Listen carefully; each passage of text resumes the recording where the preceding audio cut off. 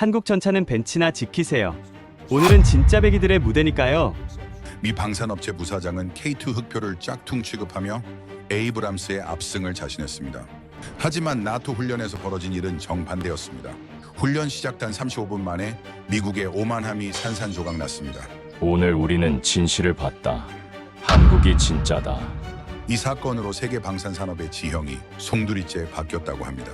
생생한 현장 증언으로 밝혀진 충격의 진실. 지금 바로 공개합니다. 저는 니콜라의 문테아누입니다. 루마니아 육군 기갑사령부 사령관이죠. 올해로 군 복무 30년째입니다. 그날 아침, 저는 제 인생에서 가장 자랑스러운 순간을 맞이하고 있었습니다. 나토 합동훈련 스틸실드 2024의 개막식. 유럽 16개국에서 온 장성들과 국방장관들이 제 앞에 앉아 있었습니다. 폴란드 국방장관 야누슈 코발스키도 특별히 참석했죠. 폴란드가 차기 전차 사업 결정을 앞두고 있었고 우리 훈련을 참고하고 싶다고 했으니까요. 저는 단상에 올라 마이크를 잡았습니다. 가슴이 벅찼습니다. 신사숙녀 여러분, 루마니아 기갑부대에 오신 것을 환영합니다. 오늘 여러분은 역사를 목격하실 겁니다. 검증된 서방의 강철이 러시아의 위협을 어떻게 막아내는지 직접 보시게 될 것입니다. 박수가 터져 나왔습니다. 저는 뒤를 돌아 훈련장을 손짓했습니다. 저기 보이십니까? 12대의 M1A2 에이브람스 전차입니다. 걸프전과 이라크전에서 증명된 세계 최강의 전차죠. 이것이 진짜 배기입니다. 제 시선은 자연스럽게 훈련장 구석으로 향했습니다. 거기에는 4대의 K2 표가 조용히 서 있었습니다. 1년 전 긴급 도입한 한국 전차들이었죠. 물론 저쪽에 예비 전력도 준비되어 있습니다만 저는 의도적으로 말을 흐렸습니다. VIP석에서 웃음소리가 났습니다. 다들 제 의중을 알아챈 거죠. 한국 전차. 그건 그냥 숫자 채우기용이라고요.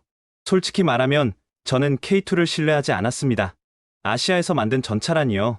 검증 기간도 짧고 실전 경험도 부족합니다. 물론 가격은 저렴했죠.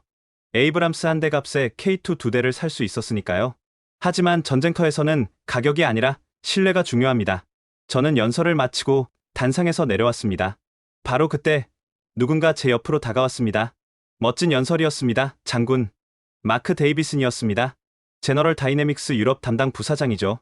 48살의 그는 언제나 완벽한 양복 차림에 자신감 넘치는 미소를 짓고 있었습니다. 감사합니다. 데이비슨 씨. 오늘 훈련이 정말 기대됩니다. 에이브람스의 진가를 보여줄 절호의 기회죠. 그는 K2가 주차된 쪽을 힐끗 보더니 낮은 목소리로 말했습니다. 한국 전차는 그냥 벤치에 앉아두시는 게 좋을 겁니다. 오늘은 진짜 배기들의 무대니까요. 저는 고개를 끄덕였습니다. 그의 말이 맞았습니다. 오늘은 서방 무기 체계의 우월성을 보여주는 날이었으니까요. 하지만 제 마음 한구석에는 작은 불안이 자리 잡고 있었습니다. 사흘 전 에이브람스 최종 점검 때 일입니다. 포수석 디스플레이에서 미세한 깜빡임이 발견됐었죠. 사령관님, FCS의 간헐적 오류가 감지됩니다. 젊은 정비 장교 미아이가 보고했습니다. 심각한 건가? 아닙니다. 재부팅하면 정상으로 돌아옵니다. 미군 고문단에서도 수출형에서 가끔 나타나는 현상이라고 했습니다. 수출형? 네. 저희가 받은 에이브람스는 수출 사양이라고 합니다. 미군이 쓰는 것과는 약간 다르다고요? 그때는 대수롭지 않게 생각했습니다. 모든 무기 수출에는 약간의 성능 차이가 있는 법이니까요. 미국이 자국군과 똑같은 사양을 수출할 리 없다는 것 정도는 알고 있었습니다. 문제 없으면 됐네. 저는 그렇게 대답하고 넘어갔습니다. 하지만 지금 생각해보니 그때 더 깊이 파고들었어야 했습니다. 수출형이라는 게 정확히 무엇을 의미하는지, 어떤 기능들이 제한되어 있는지 말이죠. 저는 고개를 저었습니다. 너무 예민하게 구는 거라고 스스로를 다독였습니다. 에이브람스는 검증된 전차입니다. 걸프전에서, 이라크에서, 수많은 전장에서 증명된 전차예요. 사소한 소프트웨어 문제 하나쯤은 아무것도 아니죠. VIP 관람석 앞을 지나가는데 폴란드 장관이 손을 들어 저를 불렀습니다. 문테아노 장군, 잠깐만요. 무엇을 도와드릴까요, 장관님? 오늘 훈련에서 한국 전차도 운용하신다고 들었습니다. 그쪽 성능은 어떻습니까? 순간 저는 망설였습니다. 솔직히 저는 K2에 대해 아는 게 별로 없었습니다. 1년 전 도입했지만 대부분 예비 전력으로 분류해뒀거든요. 주력은 당연히 에이브람스였죠. 글쎄요. 나쁘지는 않습니다. 하지만 에이브람스와 비교하긴 어렵죠. 코발스키 장관은 고개를 끄덕이며 메모했습니다. 폴란드는 지금 대규모 전차 도입을 앞두고 있었고 미국과 한국 사이에서 고민 중이라는 소문이 있었습니다. 데이비슨이 재빨리 끼어들었습니다. 장관님, 오늘 훈련을 보시면 의문이 모두 풀리실 겁니다. 진짜와 짝퉁의 차이를 확실히 아시게 될 거예요. 그의 말투에는 오만함이 묻어 있었습니다. 하지만 저는 그게 불편하지 않았습니다. 오히려 당연하다고 생각했죠. 미국은 우리의 동맹이고 그들의 무기는 검증됐으니까요. 하지만 24시간 뒤 저는 깨닫게 됩니다. 제가 얼마나 큰 착각을 하고 있었는지를요. 그리고 그 대가가 얼마나 처참한지도요. 그 24시간 전으로 돌아가 보겠습니다. 제가 가장 아끼는 전차장이 있습니다. 바실레 드라고미르, 32살입니다. 10년 전 그가 22살의 풋내기 이등병으로 제 앞에 섰을 때가 기억납니다. 체격은 작았지만 눈빛이 달랐죠. 저는 그날부터 그를 지켜봤습니다. 바실레, 너는 내 전차 아들이야. 저는 종종 그렇게 말하곤 했습니다. 그리고 오늘 그 아들이 아이언 피스트 제로삼의 전차장으로 선두에 서 있었습니다. 어제 저녁 저는 정비고에서 바실레를 만났습니다. 그는 혼자 전차 점검을 하고 있었죠. 바실레, 아직도 여기 있나? 사령관님, 내일이 중요한 날이지 않습니까? 한 번 더 확인하려고요. 긴장되나? 조금요. 하지만 자신 있습니다. 제로삼은 완벽하니까요. 그의 목소리에는 자부심이 가득했습니다. 저는 그의 어깨를 두드렸습니다. 네 아버지가 자랑스러워할 거야. 평생 T-72를 정비하시던 분이 아들이 에이브람스를 몰다니. 네. 아버지가 늘 말씀하셨죠. 언젠가 루마니아도 진짜 전차를 갖게 될 거라고. 그리고 너는 그 꿈을 이뤘어. 바실레는 미소 지었습니다. 하지만 곧 표정이 굳어졌습니다. 사령관님, 그런데 한 가지 말씀드릴 게 있습니다. 뭔가?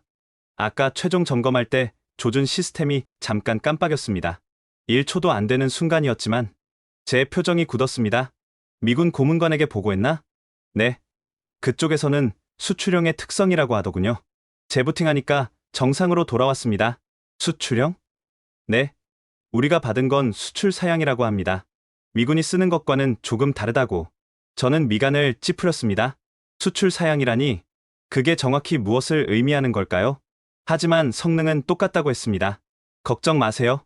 사령관님, 바실레는 저를 안심시키려 했습니다. 저는 고개를 끄덕였지만 마음 한구석이 불편했습니다. 그래, 알았다. 내일 잘하자. 네. 사령관님, 실망시키지 않겠습니다. 그가 경례를 하고 돌아갔습니다. 저는 혼자 제로삼을 바라봤습니다. 70톤의 강철 괴물, 미국이 자랑하는 최강의 전차. 하지만 왜 이렇게 불안한 걸까요? 오늘 새벽 저는 일찍 훈련장에 나왔습니다. 정비병들이 전차들을 최종 점검하고 있었죠. 저는 제로삼으로 걸어갔습니다. 바실레가 이미 와 있었습니다. 그는 포수 라두, 조종수 게오르게와 함께 시스템을 확인하고 있었습니다. 상태는? 완벽합니다. 사령관님, 모든 시스템 정상입니다. 어제 그 문제는? 재부팅 후 한 번도 재발 안 했습니다. 괜찮습니다. 저는 안도했습니다. 역시 기우였던 거죠. 정비고 한쪽에서 목소리가 들렸습니다. 젊은 조종수 안드레이가 동료들과 대화하고 있었습니다. 형님들, K2도 괜찮은 전차라고요. 제가 인터넷에서 봤는데. 안드레이, 그만해. 한국 전차가 우리 에이브람스를 따라오겠어? 라두가 비웃었습니다. 하지만 가격 대비 성능이. 가격? 전쟁터에서 가격이 중요해? 신뢰가 중요하지. 저는 그들의 대화를 듣고 있었습니다. 사실 저도 K2에 대해 잘 몰랐습니다. 1년 전 긴급 도입했지만 줄곧 예비 전력으로만 분류했으니까요. 바실레가 저에게 다가왔습니다. 사령관님, K2도 오늘 투입하나요? 아니, 예비대로 둘 거야. 오늘은 에이브람스가 주인공이니까. 잘하셨습니다. 오늘은 우리가 유럽에 보여줄 날이니까요. 그의 자신감이 저를 든든하게 했습니다. 7시, 제 연설이 끝나고 출격 준비가 시작됐습니다. 바실레는 제로삼의 해치로 들어갔습니다. 저는 통제실로 향하면서 그를 지켜봤습니다. 조종수, 엔진 시동. 바실레의 목소리가 무전으로 들려왔습니다. 엔진 시동 걸겠습니다. 거대한 굉음. 가스터빈 엔진이 깨어났습니다. 12대의 전차가 동시에 시동을 걸자 훈련장 전체가 진동했습니다. 포수, 시스템 체크. FCS 정상입니다. 조준 장치 정상. 탄약 장전 정상. 바실레의 목소리는 안정적이었습니다. 저는 모니터로 그의 전차를 확인했습니다. 완벽했습니다. VIP석에서 폴란드 장관이 쌍안경을 들었습니다. 독일 장성이 고개를 끄덕이며 뭔가를 메모했습니다. 모두가 우리를 주목하고 있었습니다. 7시 23분, 저는 최종 출격 명령을 내렸습니다. 알파팀, 출격하라. 제로3, 출격합니다. 바실레의 대답이 힘차게 들려왔습니다. 12대의 전차가 완벽한 쐐기 대형으로 움직이기 시작했습니다. 저는 가슴이 벅찼습니다. 제 아들 같은 바실레가 선두에 서서 루마니아의 자존심을 지키고 있었습니다. 잘한다. 바실레. 저는 속으로 중얼거렸습니다. 전차들은 순조롭게 전진했습니다. 목표 지점까지 2km. 모니터에서 모든 신호가 녹색으로 빛나고 있었습니다. 7시 30분. 목표물이 전차들의 사거리에 들어왔습니다. 알파팀, 목표 포착 준비. 제가 명령했습니다. 제로3, 목표 포착 중. 바실레의 목소리였습니다. 하지만 뭔가 이상했습니다. 평소보다 약간 떨리는 것 같았죠. 제로3, 상태 보고. 조준경이 잠깐. 그의 말이 끊겼습니다. 저는 모니터를 응시했습니다. 제로3의 신호가 노란색으로 변했습니다. 바실레? 제가 다시 불렀습니다. 그때 그의 목소리가 들려왔습니다. 이번엔 완전히 달랐습니다. 공포에 질린 목소리였죠. 사령관님, 시스템이 전부 다운됐습니다. 제 심장이 멈췄습니다. 그리고 7시 35분, 모니터의 12개 신호가 모두 빨간색으로 변했습니다. 제 세상이 무너지는 순간이었습니다. 통제실이 아수라장이 됐습니다. 전 대대 시스템 다운, 엔진 과열 경고 다발, 통신 두절. 기술자들이 패닉 상태로 소리쳤습니다. 저는 모니터를 멍하니 바라봤습니다. 12개의 빨간 점, 제 부하들이었습니다. 바로 그때 누군가 통제실로 들어왔습니다. 마크 데이비슨이었습니다. 그런데 이상했습니다. 그의 얼굴에는 당황한 기색이 전혀 없었습니다.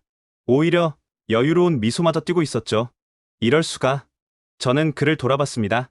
데이비슨 씨, 이게 어떻게 된 겁니까? 당신네 전차가 전부 멈췄습니다. 침착하십시오, 장군. 그의 목소리가 너무 차분했습니다. 마치 이 모든 상황을 예상하고 있었다는 듯이요. 예상된 일입니다. 뭐라고요? 저는 그의 말을 믿을 수가 없었습니다. 수출형의 특성이죠. 가끔 이런 일이 발생합니다. 그는 마이크를 집어 들었습니다. 그리고 스피커를 켰습니다. VIP석까지 들리도록요. 알파팀, 이쪽 제너럴 다이내믹스 기술 담당입니다. 여러분의 전차는 수출 사양으로 제공됐습니다. 일부 기능에 소프트웨어 제한이 걸려 있습니다. 무전기에서 바실레의 목소리가 터져 나왔습니다. 무슨 소리입니까? 제한이라니? 재부팅을 시도해 보십시오. 하지만 데이비슨이 잠시 말을 멈췄습니다. 그리고 미소를 지었습니다. 일시적인 복구만 가능할 겁니다. 완전한 해결을 원하시면 2차 업그레이드 패키지를 구매하셔야 합니다. 저는 그의 멱살을 잡고 싶었습니다. 무슨 소리를 하는 겁니까? 우리는 3조 원을 냈습니다. 완제품을 산 겁니다. 장군, 계약서를 다시 읽어보시죠. 데이비슨이 태블릿을 꺼내 저에게 보여줬습니다. 계약서 52페이지, 제3항의 작은 글씨들이 보였습니다. 수출형 사양에는 기본 작전 수행 능력만 포함됩니다.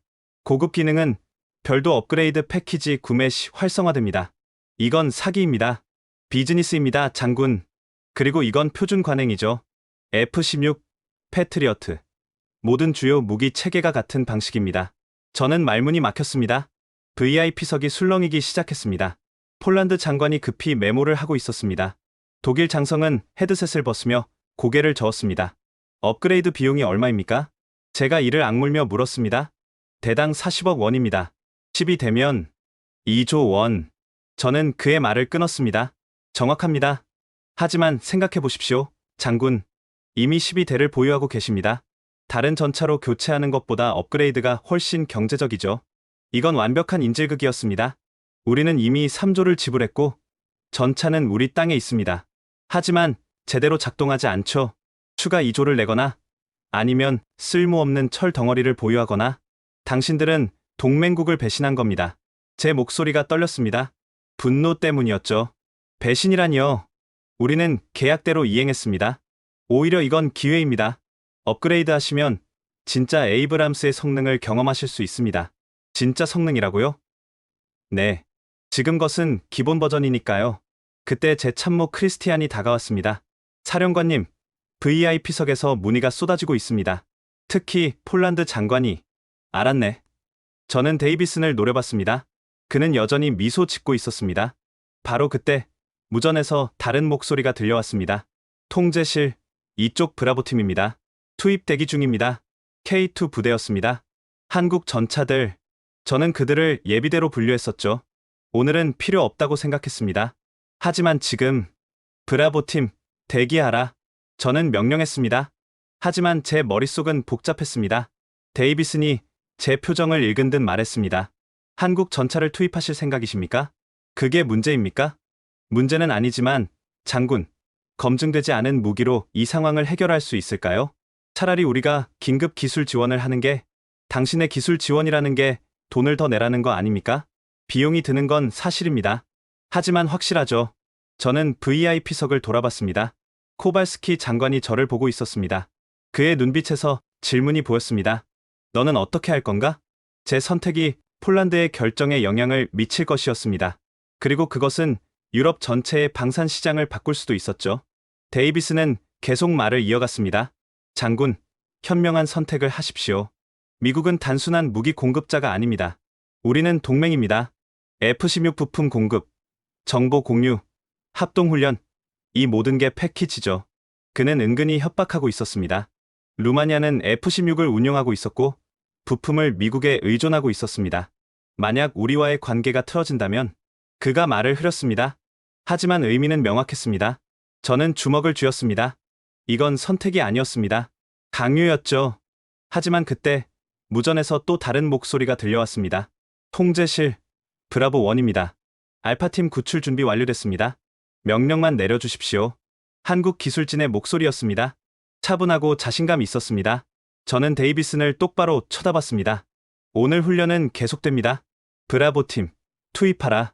데이비슨의 미소가 사라졌습니다. 투입 명령을 내린 순간 저는 제 결정이 옳은지 확신할 수 없었습니다. K2, 1년 전 긴급 도입한 한국 전차. 저는 그것들을 줄곧 예비 전력으로만 취급했습니다. 검증되지 않았다고 생각했죠. 하지만 지금 12대의 에이브람스가 무력화된 상황, 선택의 여지가 없었습니다. 브라보팀, 출격하라. 제 명령이 떨어지자 통제실이 잠시 조용해졌습니다. 모두가 모니터를 응시했습니다. 훈련장 구석, 그동안 초라하게 서 있던 4대의 K2가 움직이기 시작했습니다. 엔진 소리가 들려왔습니다. 에이브람스의 굉음과는 달랐습니다. 훨씬 조용했죠. 하지만 힘차게 느껴졌습니다. 브라보 1, 출격합니다. 무전에서 목소리가 들려왔습니다. 전차장 이름은 요한나라고 했습니다. 28살의 폴란드 여성 장교였죠.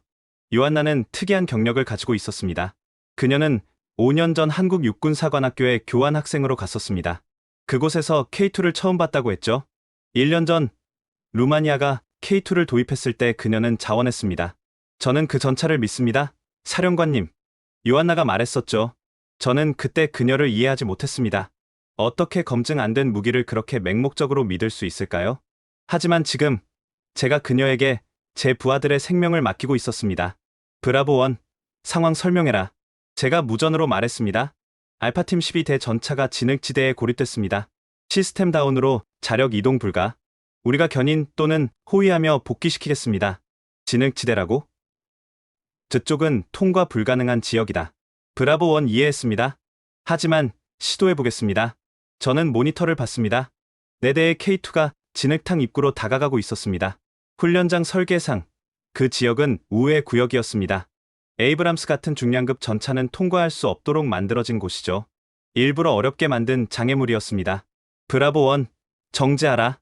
거긴 통과 불가다. 사령관님, K2는 가능합니다. 신뢰해 주십시오.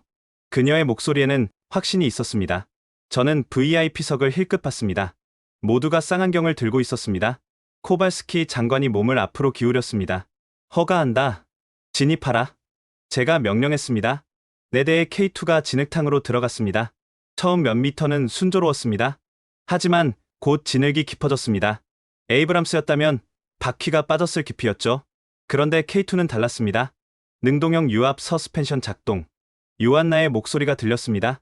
모니터로 보니 K2의 차체가 미세하게 움직이고 있었습니다. 마치 살아있는 생물처럼 지형에 적응하는 것 같았죠. 진입 각도 조절, 접지압 분산. 그녀는 계속 상황을 보고했습니다. K2는 진흙탕을 헤엄치듯 통과하고 있었습니다. 70톤의 강철 괴물이 마치 물 위를 미끄러지듯 움직였습니다. 저게 가능한 건가? 제 옆에 참모가 중얼거렸습니다. 저도 믿을 수 없었습니다. 1년 동안 저는 저 전차들을 무시했습니다. 예비대로 치부했죠. 하지만 지금 제가 보고 있는 것은 브라보 1, 알파 03 위치 도착, 견인 준비, 요한나의 보고가 들렸습니다. 모니터로 보니 K2가 바실레의 에이브람스 옆에 섰습니다. 진흙탕 한가운데였죠. 03, 견인 케이블 연결 준비. 브라보 1, 이해했습니다. 바실레의 목소리가 들렸습니다. 그는 안도한 것 같았습니다. 통제실의 모니터에 두 전차가 나란히 서 있는 모습이 보였습니다. 70톤짜리 에이브람스와 55톤의 K2. 케이블 연결 완료. 견인 시작합니다. 요한나가 보고했습니다. K2의 엔진이 힘을 냈습니다. 처음엔 에이브람스가 꿈쩍도 하지 않았습니다. 진흙에 깊이 박혀 있었으니까요. 하지만 K2는 포기하지 않았습니다. 출력 증대, 트랙션 컨트롤 최대. 요한나의 목소리가 들렸습니다. 그리고 천천히, 정말 천천히 에이브람스가 움직이기 시작했습니다. 진행 중입니다. 요한나가 보고했습니다. 통제실에서 박수가 터져 나왔습니다. 저도 모르게 주먹을 쥐었습니다. 브라보 2, 3, 4도 각각 목표 전차로 이동 중입니다. 다른 세대의 K2도 같은 작업을 하고 있었습니다. 10분 후, 4대의 K2가 4대의 에이브람스를 견인해 진흙탕을 빠져나왔습니다. 하지만 거기서 끝이 아니었습니다. 사령관님, 나머지 8대는 어떻게 하시겠습니까? 요한나가 물었습니다. 저는 잠시 생각했습니다. K2는 4대뿐입니다. 하지만 에이브람스는 아직 8대가 남아 있었죠. 2번 왕복하라. 이해했습니다. K2 부대는 다시 진흙탕으로 들어갔습니다. 그리고 다시 4대를 구출했습니다. 세 번째 왕복, 마지막 4대까지 모두 구출했습니다. 총 소요 시간 35분, 4대의 K2가 12대의 에이브람스를 전부 구출했습니다. VIP석에서 박수가 터져 나왔습니다. 폴란드 장관이 일어섰습니다. 독일 장성도 박수를 쳤습니다. 저는 통제실 창문으로 훈련장을 내다봤습니다. 4대의 K2가 일렬로 서 있었습니다. 진흙투성이었지만 당당했습니다. 그리고 그 뒤에 12대의 에이브람스가 줄지어 서 있었습니다. 구출된 전차들이었죠. 저는 그 광경을 보며 깨달았습니다. 1년 동안 제가 무시했던 것이 무엇인지를요. 브랜드가 아니라 실력이라는 걸, 과거의 명성이 아니라 현재의 능력이라는 걸. 브라보 1, 잘했다. 저는 무전으로 말했습니다. 감사합니다, 사령관님. 하지만 아직 끝나지 않았습니다. 무슨 뜻인가? 훈련 목표가 남았습니다. 목표물 사격이요. 저는 순간 당황했습니다. 에이브람스는 모두 시스템 다운 상태였습니다. 사격은 불가능했죠. K2만으로 하시겠습니까? 네, 가능합니다. 허가한다.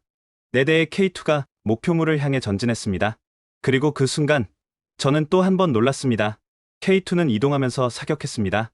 에이브람스는 정지해야 정확한 사격이 가능합니다. 하지만 K2는 달랐습니다.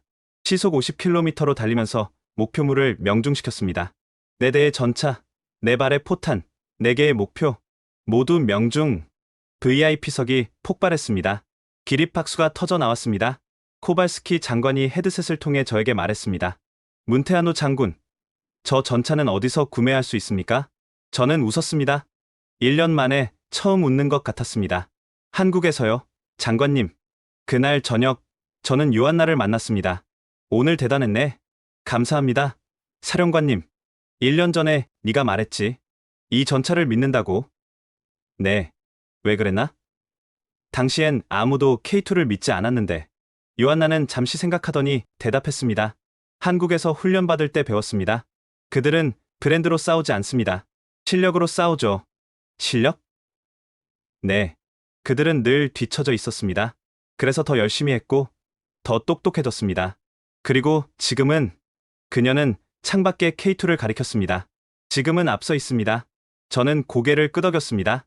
그날 밤, 저는 오랫동안 잠을 이루지 못했습니다. 30년간 제가 믿었던 것들이 무너졌습니다. 하지만 동시에 새로운 것을 발견했습니다. 진짜 강철은 브랜드가 아니라 성능이라는 것을요. 진짜 동맹은 이익이 아니라 생명을 나눈다는 것을요. 그리고 다음날 아침, 저는 결심했습니다. 변화를 시작하겠다고. 훈련이 끝난 다음날, 저는 폴란드 국방장관 야누슈 코발스키의 전화를 받았습니다. 문테아노 장군, 바르샤바로 와주실 수 있겠습니까? 무슨 일이십니까, 장관님? 폴란드의 미래를 논의하고 싶습니다. 그리고 당신의 조언이 필요합니다. 일주일 후, 저는 바르샤바 국방부에 있었습니다. 회의실에는 폴란드 참모 총장, 기갑부대 사령관, 그리고 방산 조달 책임자들이 앉아 있었습니다. 코발스키 장관이 회의를 시작했습니다. 신사 여러분, 우리는 결정의 기로에 서 있습니다. 차기 주력 전차 사업 282대를 도입할 계획입니다. 스크린에 두 가지 옵션이 나타났습니다. 옵션 1, M1A2 에이브람스, 이국. 옵션 2, K2 흑표, 한국. 루마니아 훈련 전까지는 선택이 명확했습니다. 코발스키가 말을 이었습니다. 미국은 우리의 전통적 동맹입니다. 에이브람스는 검증된 전차죠. 하지만 그는 잠시 말을 멈췄습니다. 루마니아에서 목격한 것은 충격적이었습니다. 12대의 전차가 의도적으로 무력화됐습니다. 엑스포트 락이라고 하더군요. 참모 총장이 끼어들었습니다. 더 심각한 건 업그레이드 패키지입니다. 대당 40억 원. 우리가 282대를 도입하면 1조 1200억 원이 추가로 필요합니다. 방산 조달 책임자가 계산했습니다. 본래 계약금만 7조 원인데 실제로는 8조가 넘는 겁니까? 그렇습니다. 회의실이 술렁였습니다. 코발스키가 저를 돌아봤습니다. 문테아노 장군, 루마니아는 어떤 결정을 내렸습니까? 우리는 엑스포트 락이 있는 무기는 더 이상 구매하지 않기로 했습니다. 에이브람스를 포기한다는 뜻입니까? 아니요. 미국에 재협상을 요구했습니다. 락 제거, 공정한 가격, 투명한 계약서. 그들의 반응은? 아직 답변이 없습니다. 하지만 우리는 기다리지 않습니다. 무슨 뜻입니까? 우리는 K2 추가 도입을 결정했습니다. 20대를 더 주문했죠. 회의실이 조용해졌습니다. 참모 총장이 물었습니다. K2의 성능을 신뢰하십니까? 신뢰합니다. 제 눈으로 봤으니까요. 저는 그날의 기억을 떠올렸습니다. 4대의 K2가 12대의 에이브람스를 구출했습니다. 진흙탕을 3번 왕복하면서요. 그리고 이동 중 사격으로 모든 목표를 명중시켰습니다. 에이브람스는 그게 불가능합니까? 정지 상태에서는 가능합니다. 하지만 이동 중에는 명중률이 떨어집니다. K2는 다릅니다. 능동형 서스펜션과 고급 사격 통제 시스템 덕분이죠. 그리고 엑스포트 락은? 없습니다. 한국은 수출형과 자국용의 성능 차이를 두지 않습니다. 왜 그럴까요? 그들의 철학이 다릅니다. 동맹국을 고객이 아니라 파트너로 보니까요. 코발스키는 깊게 생각했습니다. 가격은 어떻습니까? 에이브람스의 절반 수준입니다. 그리고 유지비는 60% 수준이죠. 납기는 30개월, 에이브람스는 48개월 걸립니다. 기술 이전은 60% 가능합니다. 현지 생산, 현지 일자리 창출, 숫자들이 스크린에 나타났습니다. 에이브람스 총 비용 8조 2천억 원, 납기 48개월, 기술 이전 20%, K2 총 비용 4조 5천억 원, 납기 30개월, 기술 이전 60%, 차이가 명확했습니다. 하지만 방산 조달 책임자가 우려를 표했습니다. 문제는 정치적 리스크입니다. 미국을 화나게 하면 우리는 이미 미국 무기에 의존하고 있습니다. F-16, 패트리어트, 아파치. 만약 관계가 틀어지면 부품 공급이, 그게 바로 문제입니다. 코발스키가 끼어들었습니다. 우리는 너무 많이 의존하고 있습니다. 한 나라에만요. 그게 안보에 오히려 위험하지 않습니까? 무슨 뜻입니까? 다변화입니다. 미국, 유럽, 그리고 아시아, 무기 공급원을 다양화해야 합니다. 그래야 협상력이 생기죠. 참모 총장이 고개를 끄덕였습니다. 일리 있습니다. 루마니아 사건은 경종을 울렸습니다. 우리는 고객이 아니라 동맹입니다. 정확합니다. 코발스키는 저를 다시 봤습니다. 장군, 솔직히 물어보겠습니다. 만약 당신이 폴란드 국방장관이라면 어떤 선택을 하시겠습니까? 저는 잠시 생각했습니다. 이 대답이 유럽의 미래를 바꿀 수도 있었습니다. 저라면 K2를 선택하겠습니다. 이유는 3가지입니다. 첫째, 성능. 제가 직접 봤습니다. K2는 에이브람스보다 기동성이 뛰어나고 이동 중 사격 능력도 우수합니다. 둘째, 신뢰. 한국은 엑스포트 락 같은 속임수를 쓰지 않습니다. 계약서에 적힌 대로 제공하죠. 셋째는 파트너십. 한국은 기술 이전을 거부하지 않습니다. 오히려 적극적으로 협력합니다. 왜냐하면 그들은 함께 성장하길 원하니까요. 코발스키는 고개를 끄덕였습니다. 하지만 미국의 반발은? 처음엔 화를 낼 겁니다. 하지만 결국 받아들일 겁니다. 왜냐하면 그들도 시장을 잃고 싶지 않으니까요. 어떻게 확신합니까? 루마니아가 증명했습니다. 우리가 K2를 추가 도입하자 제너럴 다이내믹스가 연락해왔습니다. 엑스포트 락 제거를 제안하더군요. 정말입니까? 네. 하지만 우리는 아직 답하지 않았습니다. 신뢰가 깨졌으니까요. 코발스키는 창밖을 바라봤습니다. 폴란드가 선택하면 다른 나라들도 따라올까요? 그럴 겁니다. 체코, 슬로바키아, 헝가리, 발트 3국 모두 주목하고 있습니다. 그럼 유럽 전체가 바뀌는 건가요? 네. 하지만 그게 나쁜 건 아닙니다. 오히려 건강한 경쟁이 시작되는 거죠. 미국도 변할까요? 변해야 합니다.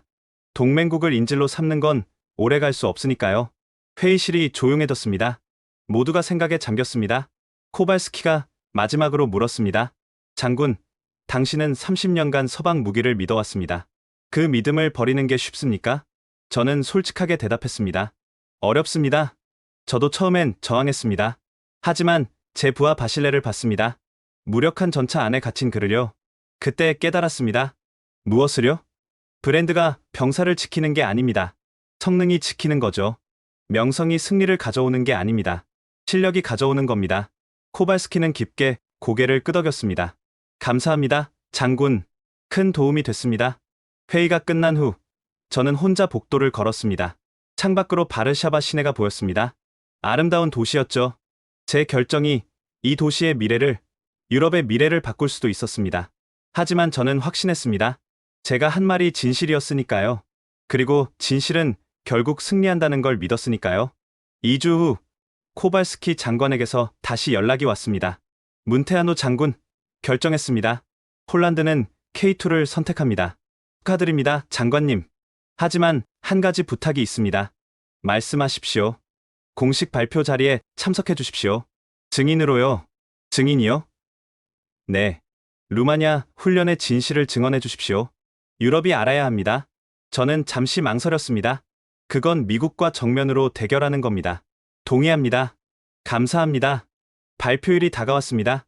바르샤바 국방부 대회의실. 유럽 11개국 국방장관과 장성들이 모였습니다. 언론도 대거 참석했습니다. 그리고 마크 데이비슨도 와 있었습니다. 제너럴 다이내믹스 대표단과 함께요. 코발스키 장관이 단상에 올랐습니다. 신사숙녀 여러분, 오늘 폴란드는 역사적 결정을 발표합니다. 카메라 플래시가 터졌습니다. 폴란드 공화국은 차기 주력 전차로 K2 흑표를 선택했습니다. 총 282대, 계약 규모 4조 5천억 원. 회의실이 술렁였습니다. 그리고 현지 생산 60%, 기술 이전 포함, 체코, 슬로바키아, 헝가리와 공동 생산 협정을 맺을 것입니다. 더 큰 술렁임. 데이비슨이 손을 들었습니다. 장관님, 질문하겠습니다. 폴란드는 나토 동맹국입니다. 이 결정이 동맹 관계에 영향을 미치지 않을까요? 좋은 질문입니다. 코발스키가 대답했습니다. 미국은 우리의 중요한 동맹입니다. 그건 변하지 않습니다. 하지만 그는 잠시 멈췄습니다. 동맹은 상호 존중에 기반해야 합니다. 일방적 의존은 동맹이 아닙니다. 무슨 뜻입니까? 루마니아 훈련을 보셨습니까? 12대의 에이브람스가 의도적으로 무력화됐습니다. 엑스포트 락 때문이죠. 회의실이 조용해졌습니다. 그게 동맹입니까? 정사들을 전차 안에 가두고 풀어주는데 돈을 받는 게? 데이비슨이 변명하려 했습니다. 그건 기술 보호를 위한 기술 보호? 아니면 돈벌이입니까? 코발스키의 목소리가 날카로웠습니다. 우리는 완제품을 샀습니다. 하지만 받은 건 반쪽짜리였습니다. 나머지 절반은 추가 비용을 내라고요? 회의실이 웅성거렸습니다. 이제 문테아누 장군의 증언을 듣겠습니다. 제 차례였습니다. 저는 천천히 단상으로 걸어갔습니다. 모든 시선이 저에게 집중됐습니다. 데이비슨도 저를 보고 있었습니다. 경고의 눈빛이었습니다. 하지만 저는 물러서지 않았습니다. 신사숙녀 여러분, 저는 30년간 서방 무기를 믿었습니다. 에이브람스는 제 신념이었습니다. 저는 숨을 고르고 계속했습니다. 하지만 2024년 4월 23일, 제 목소리가 떨렸습니다. 12대의 에이브람스가 일제히 멈춰섰습니다. 단 한 발도 쏘지 못하고 전멸 판정? 제가 아들처럼 아낀 바실레가 무전으로 말했습니다. 사령관님, 시스템이 먹통입니다. 저는 데이비슨을 똑바로 쳐다봤습니다. 그때 당신이 뭐라고 했습니까? 데이비슨이 대답했습니다. 예상된 일입니다. 수출형의 특성이죠. 업그레이드 패키지를 구매하시면 해제됩니다. 제 목소리가 커졌습니다. 업그레이드 패키지, 대당 40억 원. 총 2조 원. 우리는 이미 3조를 냈는데 2조를 더 내라고요? 회의실이 술렁였습니다. 이게 동맹입니까? 정사들을 전차 안에 가두고 풀어주는데 돈을 받는 게 동맹입니까? 생명을 담보로 장사하는 게 동맹입니까? 박수가 터져 나왔습니다. 여러 장관들이 일어섰습니다. 그때 K2가 왔습니다. 제 목소리가 부드러워졌습니다. 저도 그들을 무시했습니다. 하지만 그들은 해냈습니다. 진흙탕을 헤엄치듯 지나가고 무력화된 에이브람스 12대를 구출했습니다. 한 대도 버리지 않고 그리고 이동하면서 목표를 명중시켰습니다. 에이브람스가 30분 걸릴 임무를 10분에 완수했습니다. 저는 회의실을 둘러봤습니다. 신사숙녀 여러분, 저는 그날 깨달았습니다. 진짜 동맹은 이익이 아니라 생명을 나누는 것입니다. 진짜 파트너는 함께 성장하는 것입니다. 미국은 우리를 고객으로 봤습니다. 돈을 내는 시장으로. 하지만 한국은 우리를 파트너로 봤습니다. 신뢰를 나누는 동료로. 제 목소리가 떨렸습니다. 저는 30년간 브랜드를 믿었습니다. 명성을 믿었습니다. 하지만 진실을 보지 못했습니다. 오늘 여러분께 간청합니다. 제 실수를 반복하지 마십시오. 저는 잠시 숨을 고르고 마지막으로 말했습니다. 여러분의 병사들이 무력한 전차 안에 갇혀 있을 때 누가 구하러 올까요? 업그레이드 패키지를 파는 사람입니까? 아니면 함께 싸울 파트너입니까? 루마니아는 선택했습니다. K2를. 왜냐하면 우리 병사들의 생명이 돈보다 중요하기 때문입니다. 저는 단상에서 내려왔습니다. 회의실 전체가 기립 박수를 보냈습니다. 30초 이상 계속됐습니다. 데이비스는 창백한 얼굴로 앉아 있었습니다. 발표 후 체코 국방장관이 코발스키에게 다가왔습니다. 장관님, 체코도 K2에 관심이 있습니다. 공동생산협정에 참여하고 싶습니다. 슬로바키아 장관도 왔습니다. 우리도 마찬가지입니다. 헝가리, 크로아티아, 불가리아 대표들이 줄을 섰습니다. 코발스키가 저를 돌아봤습니다. 보십시오. 장군, 유럽이 움직이고 있습니다. 네. 변화가 시작됐습니다. 그리고 이건 당신 덕분입니다. 아닙니다. 진실의 힘입니다. 그날 저녁, 저는 호텔방에서 뉴스를 봤습니다. 모든 유럽 언론이 폴란드의 결정을 톱뉴스로 다뤘습니다. 폴란드, 미국 대신 한국 전차 선택, 엑스포트 락 스캔들, 유럽 방산 시장 지각 변동, 동유럽 국가들, K2 도입 검토. 변화의 물결이 시작됐습니다. 그리고 다음날, 제너럴 다이내믹스가 성명을 발표했습니다. 엑스포트 락 정책 전면 재검토, 동맹국에 대한 기술 제한 완화. 너무 늦었습니다. 신뢰는 이미 깨졌으니까요. 하지만 이건 좋은 신호였습니다. 미국도 변하고 있었습니다. 6개월 후, 루마니아, 칭쿠 훈련장. 저는 새로 도착한 K2 부대를 맞이하고 있었습니다. 이번엔 4대가 아니라 40대였습니다. 첫 번째 배치분이었죠. 바실레가 제 옆에 서 있었습니다. 그는 이제 K2 전환 교육을 마치고 새로운 전차장이 됐습니다.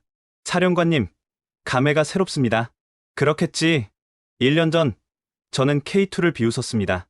그런데 지금 제가 타고 있습니다. 그는 웃었습니다. 아버지께 말씀드렸습니다.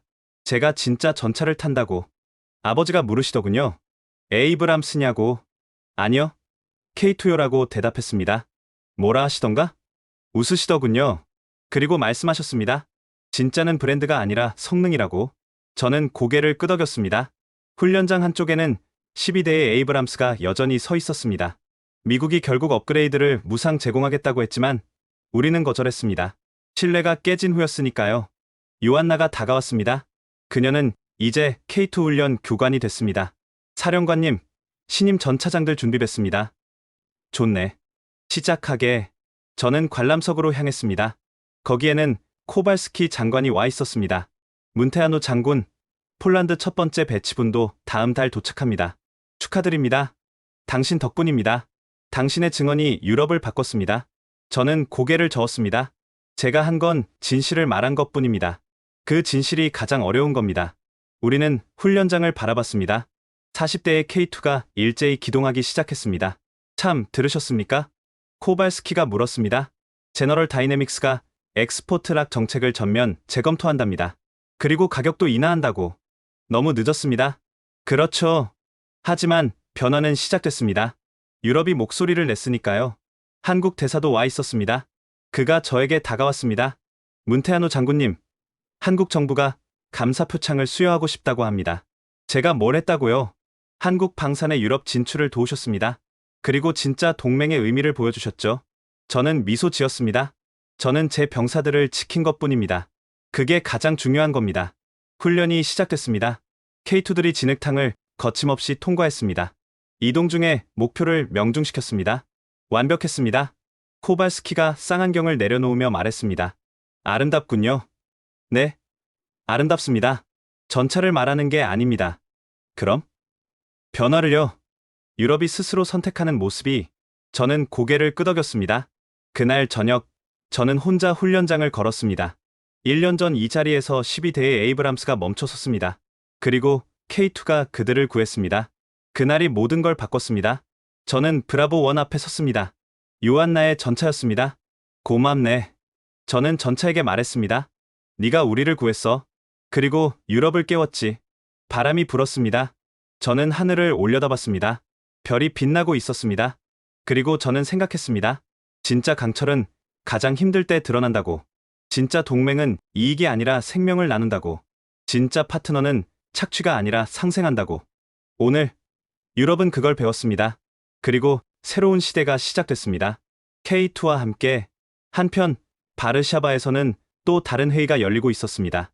유럽 방산 조달 담당자들의 모임이었죠. 독일 대표가 말했습니다.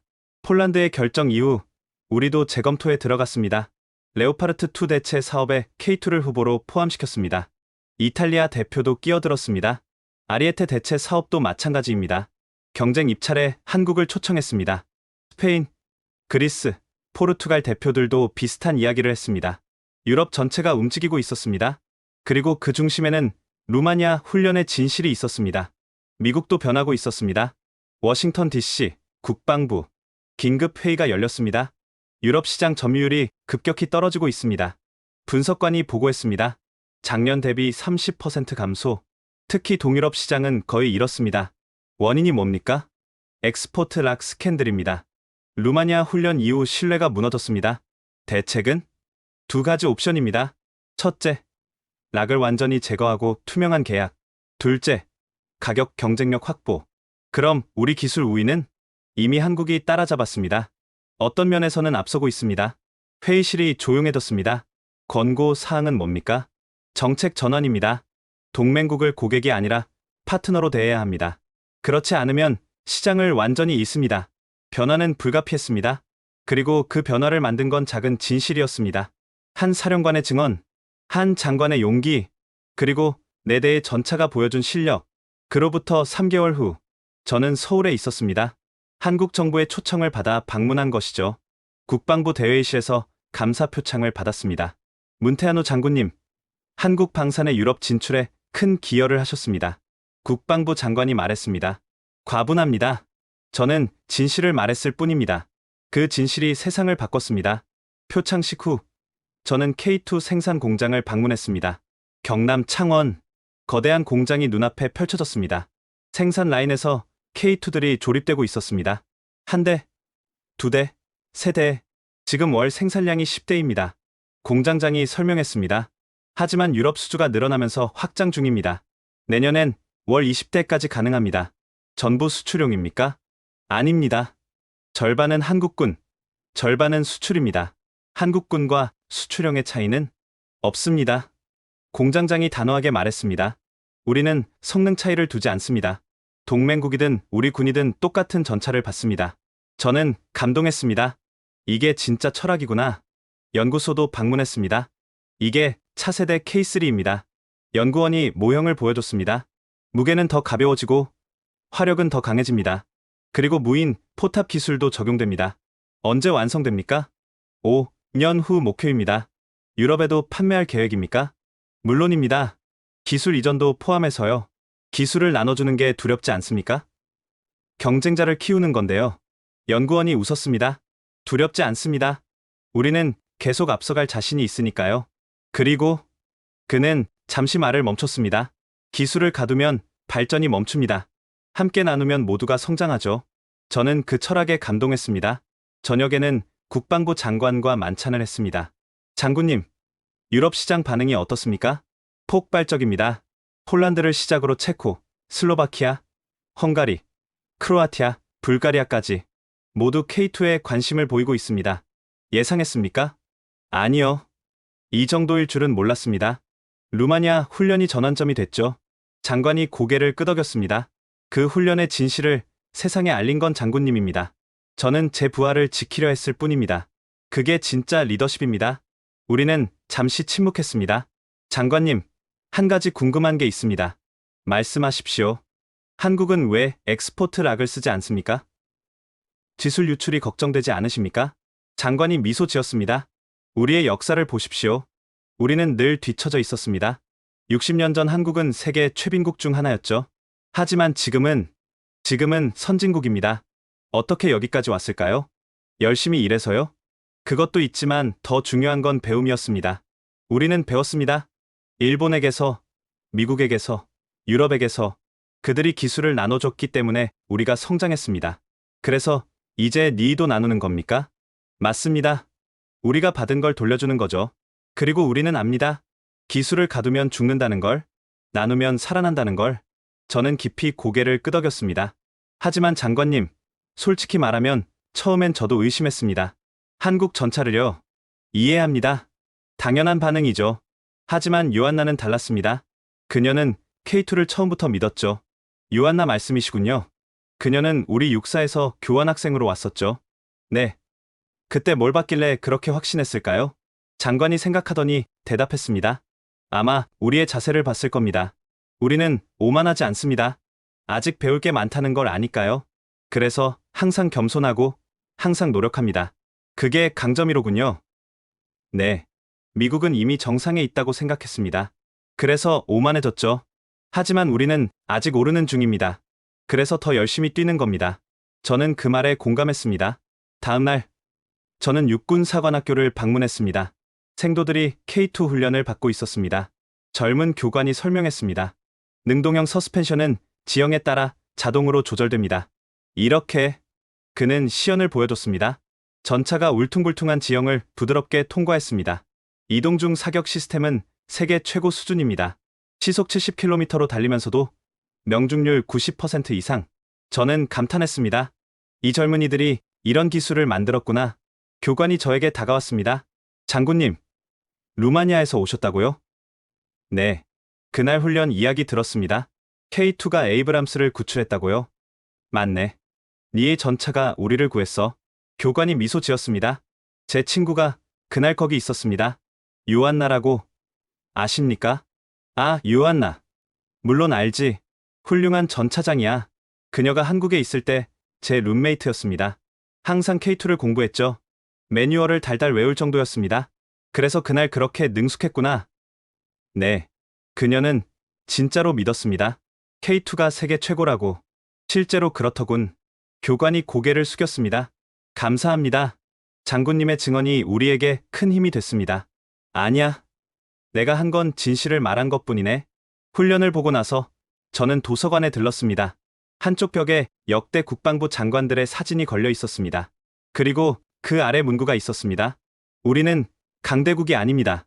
하지만 강해질 수 있습니다. 겸손하게 배우고 끊임없이 노력하고 정직하게 경쟁한다면. 저는 그 문구를 오래 바라봤습니다. 이게 한국의 철학이구나. 그리고 이게 그들을 강하게 만든 힘이구나.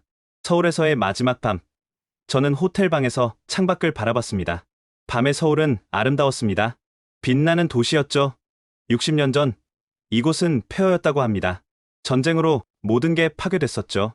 하지만 지금은 세계 10위권 경제 대국입니다. 어떻게 이런 일이 가능했을까요? 저는 이번 방문에서 답을 찾았습니다. 겸손, 노력, 정직. 이 세 가지가 한국을 만들었습니다. 그리고 이 세 가지가 K2를 세계 최고로 만들었죠. 저는 제 노트북을 열어 보고서를 작성하기 시작했습니다.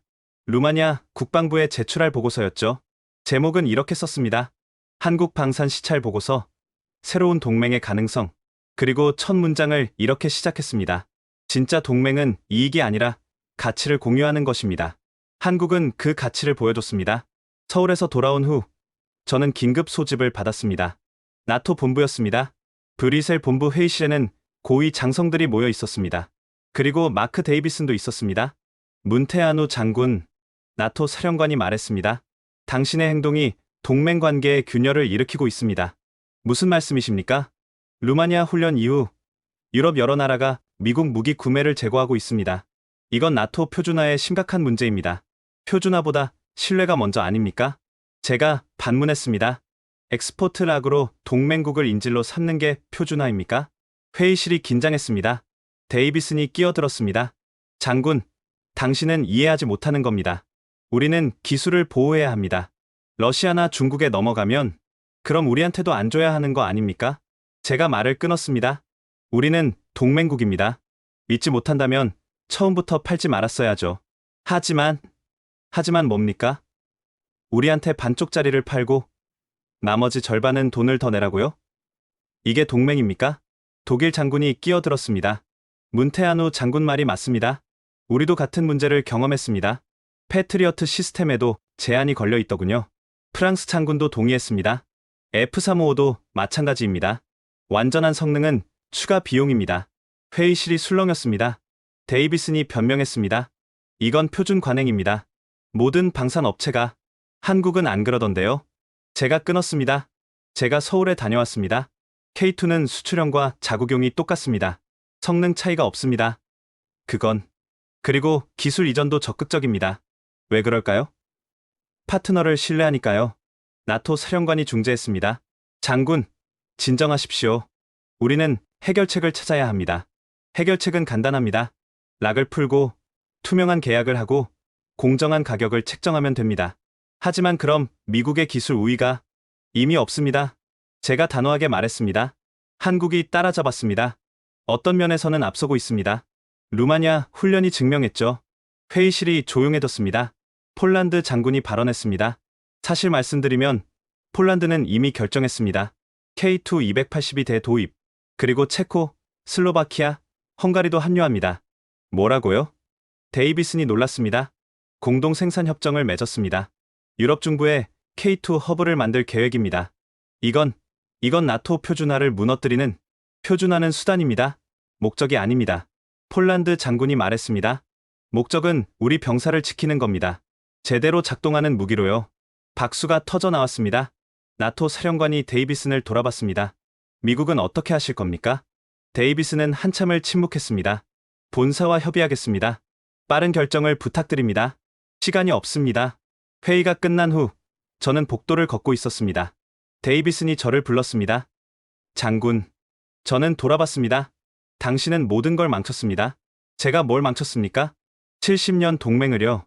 미국과 유럽의 관계를. 저는 그를 똑바로 쳐다봤습니다. 망친 건 저희가 아닙니다. 당신들입니다. 뭐라고요? 동맹국을 착취한 건 누굽니까? 생명을 인질로 돈을 받은 건 누굽니까? 데이비슨이 말문이 막혔습니다. 미국은 위대한 나라입니다. 저도 그렇게 믿었습니다. 하지만 당신 같은 사람들이 그 명성을 더럽히고 있습니다. 당신은 이해 못합니다. 비즈니스라고요? 제 목소리가 커졌습니다. 제 부하 바실레가 무력한 전차 안에 갇혀 있을 때 그게 비즈니스였습니까? 12명의 전차장들이 공포에 떨 때 그게 비즈니스였습니까? 데이비슨이 고개를 돌렸습니다. 당신은 변명할 수 없습니다. 왜냐하면 당신은 잘못을 인정하지 않으니까요. 그게 가장 큰 문제입니다. 저는 돌아서서 걸어갔습니다. 장군, 데이비슨이 다시 불렀습니다. 만약 당신이 계속 이렇게 나간다면 저는 멈춰섰습니다. 위협하시는 겁니까? 경고입니다. 미국은 강력합니다. 우리를 적으로 돌리면. 저는 그를 돌아봤습니다. 저는 미국을 적으로 돌리지 않았습니다. 정직을 선택했을 뿐입니다.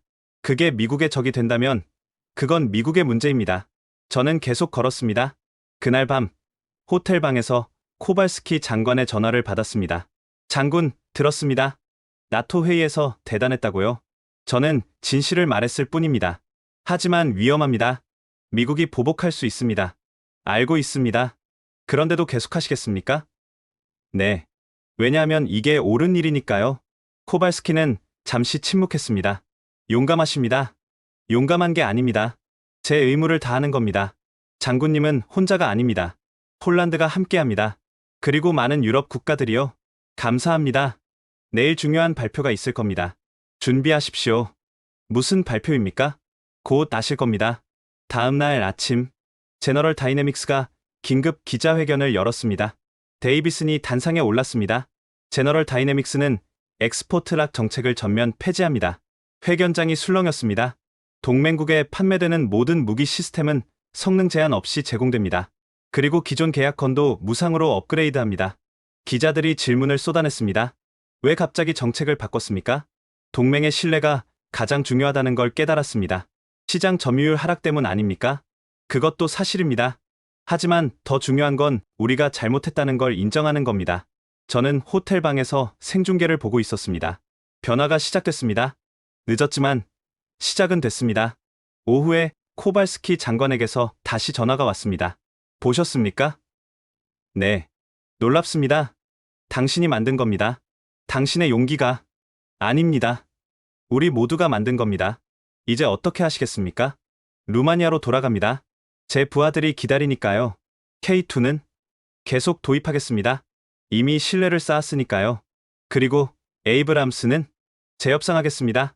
공정한 조건으로요. 그게 진짜 동맹이니까요. 현명한 선택입니다. 저는 브뤼셀을 떠나 루마니아로 돌아왔습니다. 칭쿠 훈련장에 도착하니 바실레가 기다리고 있었습니다. 사령관님, 들었습니다. 나토 본부에서 멋진 일을 하셨다고요?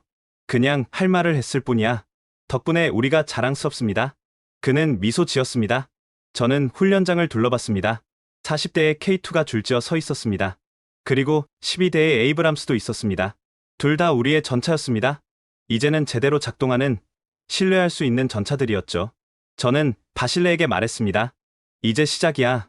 진짜 동맹의. 네. 사령관님, 저도 그렇게 믿습니다. 우리는 함께 훈련장을 걸었습니다. 새로운 시대가 시작됐습니다. 정직과 신뢰의 시대가. 1년이 흘렀습니다. 루마니아 칭쿠 훈련장 나토 합동훈련 스틸실드 2025가 열렸습니다. 작년과 같은 장소. 하지만 모든 게 달랐습니다. 저는 다시 단상에 올랐습니다. 유럽 20개국 대표들이 앉아 있었습니다.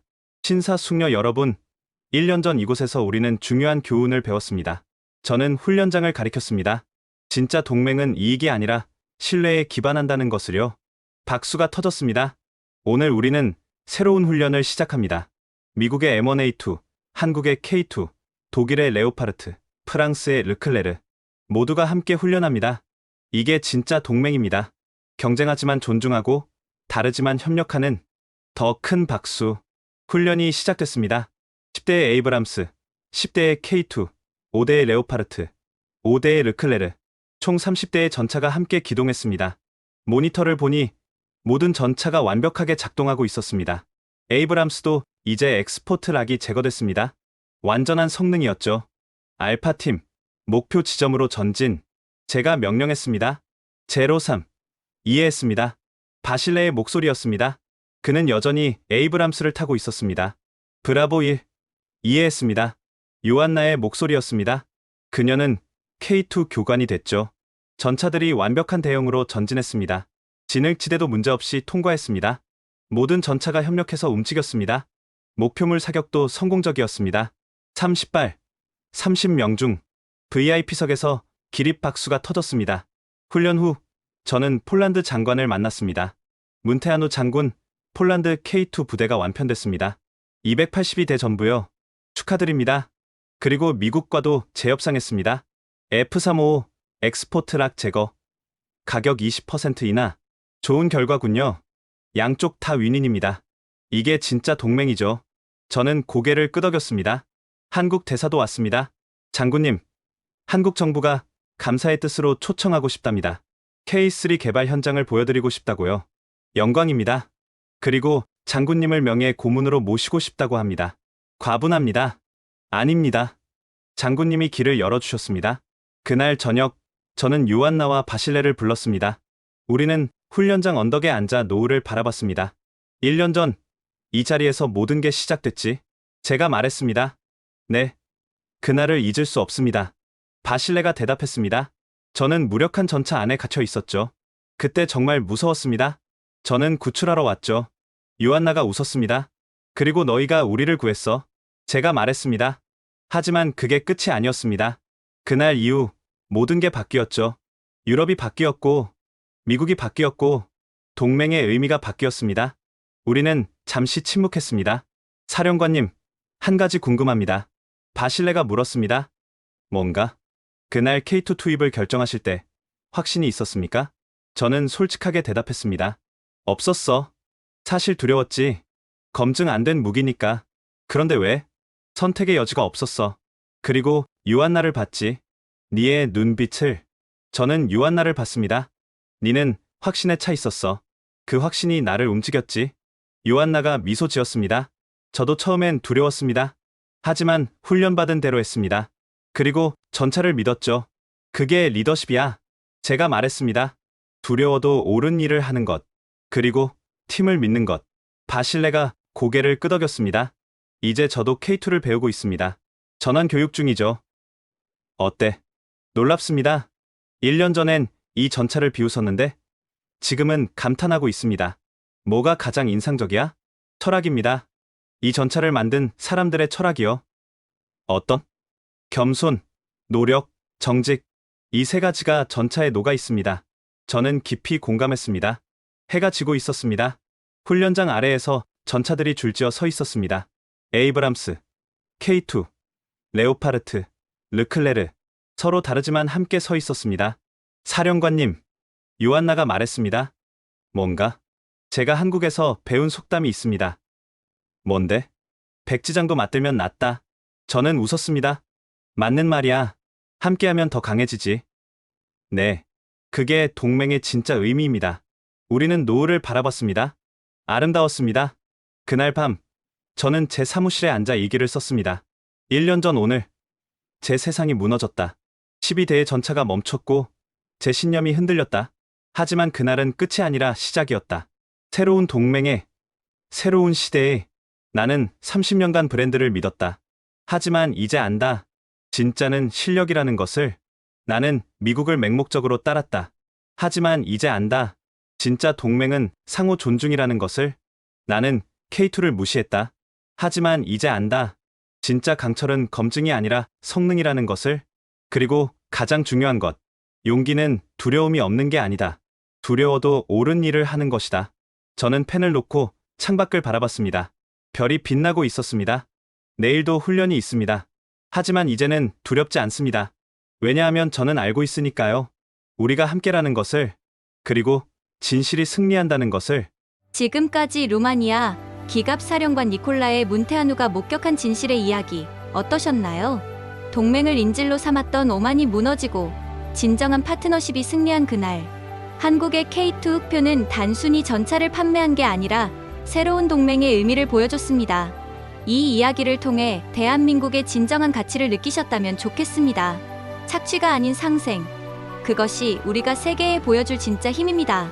이 감동을 더 많은 분들과 나누기 위해 영상을 공유해주세요. 구독과 좋아요도 부탁드립니다. 지금까지 원더풀 해외사연이었습니다. 감사합니다.